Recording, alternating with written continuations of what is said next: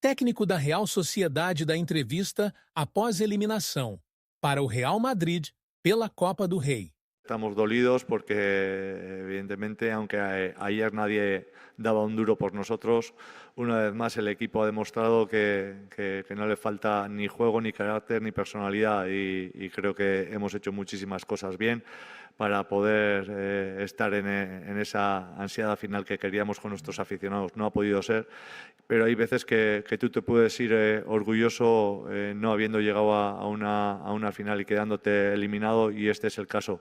Tanto en el partido de casa como en el de hoy, creo que el equipo ha hecho unas semifinales pero que muy por encima seguramente de las expectativas de muchos, y hoy nos ha faltado muy poco. Evidentemente este tipo de partidos sirve para eso y a nosotros nos tiene que dar, pues bueno, ese plus que muchas veces nos ha faltado, pero es que de verdad os digo, y no me importa volver a repetirlo, es que venimos haciendo una temporada, yo creo que muy buena a partir de... ¿No? 8 goles. Decías en la previa que visualizabas, que sabías que el Madrid era favorito, jugaba en casa, tenía esa ventaja, pero que te visualizabas en la final. Has estado muy cerca, ¿no? Hola, Imanol. Lo he dicho en euskera, imagino que pena por el esfuerzo que ha hecho el equipo, por el resultado, por cómo se ha recompuesto después de tener todo en contra, por el 0-1 de Anoeta. Y también te quiero preguntar por la jugada del 3-3, por la jugada que le precede, por ese fuera de juego de Mbappé. No sé si has visto la jugada, ¿qué te parece? Bueno, lo primero sí, transmitir la pena que tenemos. Finala jokatu. Bueno, baino hori ez da sorpresa. Garbi neukagu, o ni bintzan garbi neukan, gola egin behar genituela hemendikan zerbait lortzeko, eta, bueno, atzo baita ere esan nun, ez zala den da biziko aldia, eta sinistu egiten genuela eta demostratu egin dugu.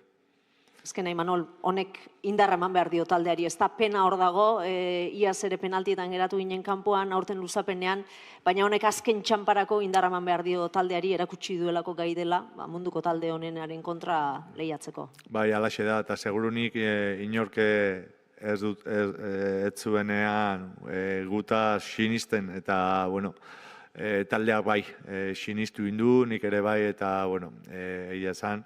Pena ainako arrotasuna, ez da? Sentitzen duzu, momentu hauetan, zer mugitzen zaizu barruan? Bueno, ja pasata, zuk esan dezu, no? Izugarrizko pena, bai, arrotasuna bai, baina baita ere minduta zehati atzo garbi esan nuen, finala nahi genuela eta hortara etorri gea eta gainetikan demostratu indeu. Así que eskerrak eman jokalariai, zehati benetan sinistu indue, nik ere bai, eta, bueno, ez da posible izan, baina nahiko gertu egon gea. Zeneukan partida plana atera da, ondo ikusi dugu Reala, txisparekin, bat eta 3 aurretik jarri da, horratzpuntekin ikutzen genuen final hori 80. minutuan, gero luzapena, ez dakit nola ikusi duzun zuk taldea kanpotik.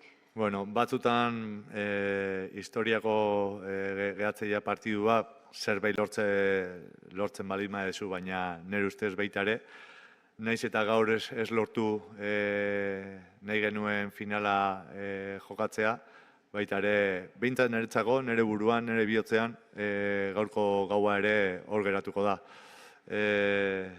Hau da, ni nahi eten taldea, hola nahi dekaldu, eta gaur Real Madrid aurrean eukita eta holako partidua egitea, nire ustez merito handiko partida egin dugu. Markagailuak dena esaten du, ez da, Bernabeun 4 gol egin eta hala ere ezin finala jokatu. Bueno, baino hori ez da sorpresa. Garbi neukagu, o ni bintzan garbi neukan, gola egin behar genituela hemendikan zerbait lortzeko, eta, bueno, atzo baita ere esan nun, ez zala den da biziko aldia, eta sinistu egiten genuela eta demostratu egin.